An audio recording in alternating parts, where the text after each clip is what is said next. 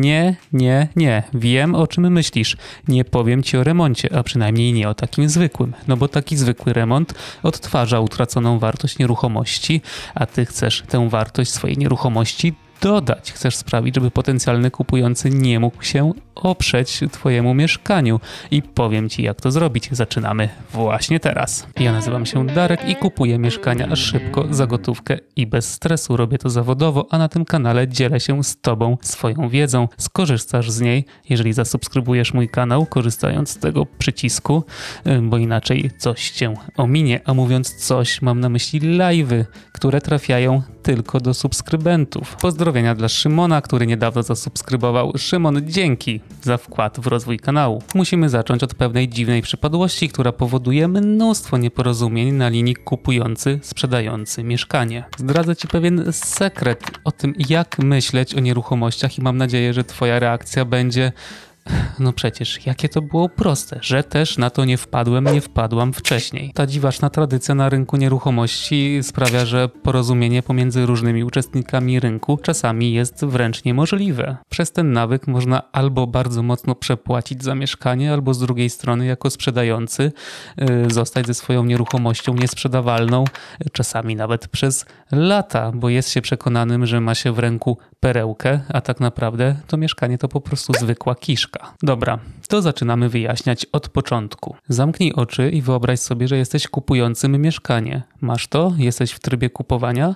No to jak sobie zdefiniujesz to, co chcesz kupić, ten produkt, który chcesz kupić? Pewnie pomyślisz sobie albo powiesz sobie: potrzebuję dwupokojowego, bo mieszkam sam albo w parze, albo powiesz: potrzebuję trzypokojowego, sypialni, salonu i pokoiku dla dziecka.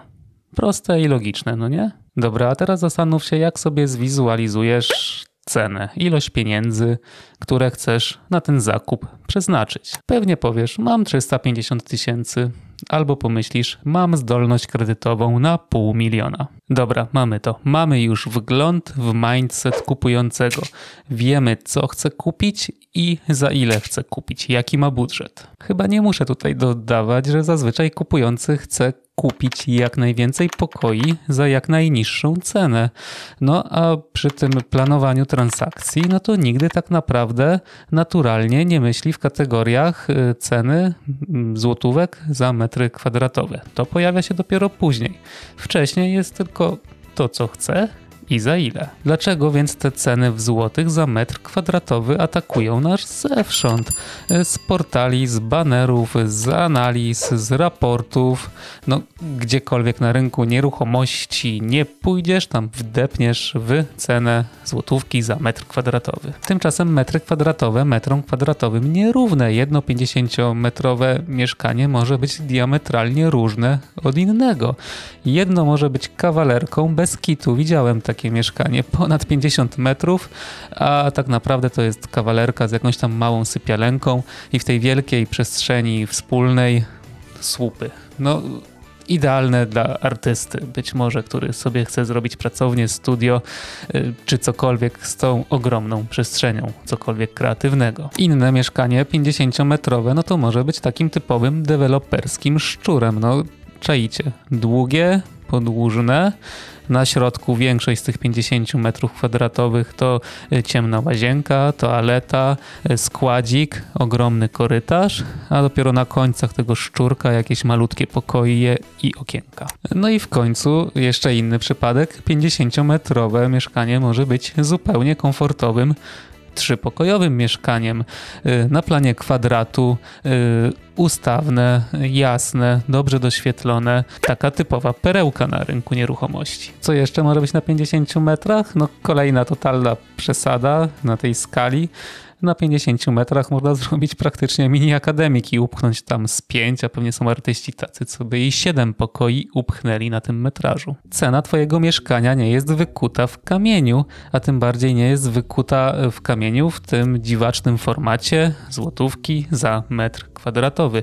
Możesz ze swojego mieszkania wycisnąć więcej, jeżeli zaproponujesz potencjalnym kupującym to, czego szukają. No a zazwyczaj szukają pokoi na tej przestrzeni za jak najmniejszą cenę. Naprawdę to takie proste, dlatego właśnie teraz kliknij przycisk lajka, on tam pod filmem jest właśnie po to, żeby go smyrnąć. To pomaga tworzyć lepszą twoją stronę główną, to pomaga mi rozwijać kanał, wszyscy zyskujemy, więc naprawdę będę super wdzięczny. Kupujący wcale nie szukają więcej metrów kwadratowych, za to bardzo doceniają lepsze układy w ramach ich budżetów, w ramach im dostępnych metrów kwadratowych. Ja to robię cały czas, właściwie na tym polega duża część mojej pracy, na zwiększaniu wartości nieruchomości. Możesz zrobić to samo, jeżeli masz czas, pieniądze i czujesz się na siłach, żeby doinwestować to mieszkanie, żeby zaproponować z twojego mieszkania jakiś inny produkt, lepszy niż to, czym obecnie dysponujesz. Jeżeli nie chcesz się tym remontem bawić samodzielnie, no to sprzedaj to mieszkanie mi w stanie takim, jakie ono jest obecnie. Płacę gotówką, decyduję się szybko. W opisie filmu jest link, skąd możesz sobie ściągnąć gratisy, zostawić mi numer telefonu, więc być może się dogadamy. A jeżeli chcesz robić to samodzielnie, to właściwie w ciemno możesz założyć, że weźmiesz więcej za 35-metrowe dwupokojowe mieszkanie niż za 35-metrową kawalerkę. Jeżeli uda ci się wydzielić choćby maluteńką sypialenkę, to naprawdę zrobi ogromną różnicę na tle całego rynku i innych mieszkań na tym osiedlu, w tym budynku. Na pewno weźmiesz mniej za 45-metrowe mieszkanie w formie dwupokojowej niż za takie samo mieszkanie, ale jeżeli uda ci się wydzielić choćby maluteńki pokoik dla dziecka, jeżeli zauważysz w tym swoim mieszkaniu ten ukryty potencjał. Zazwyczaj w większości przypadków naprawdę można to zrobić w miarę łatwo i przede wszystkim legalnie. Przecież możesz burzyć w swoim mieszkaniu ścianki działowe, oczywiście nienośne, no i możesz, nie pytając nikogo o zgodę, stawiać ścianki działowe. No teraz się to robi z karton gipsu najczęściej. Naprawdę to się robi na takiej samej zasadzie jak zwykłe odmalowanie ścian czy kładzenie płytek. Ta sama zasada oznacza brak papierkologii, brak pozwolenia, brak kontroli. No wiadomo, że jest to troszeczkę bardziej skomplikowane, no bo jednak trzeba sobie to wyobrazić, wymierzyć, wziąć ekipę, która te ścianki ładnie zburzy i ładnie postawi w innych miejscach. No aczkolwiek jest to w zasięgu do wykonania przez każdego. Potrzebujesz tylko planu, wyobraźni, ołówka, no i oczywiście czasu i pieniędzy i chęci, żeby ten remont tak organizacyjnie przeprowadzić. Jakie są inne sposoby zwiększenia wartości mieszkania? Jak w ogóle sobie wyobrazić, wymierzyć to, czy ten dodatkowy pokój do twojego mieszkania wejdzie? Kliknij i obejrzyj poradniki na tej playliście, które dla ciebie przygotowałem, które są po prostu naturalnym przedłużeniem tematyki tego filmu.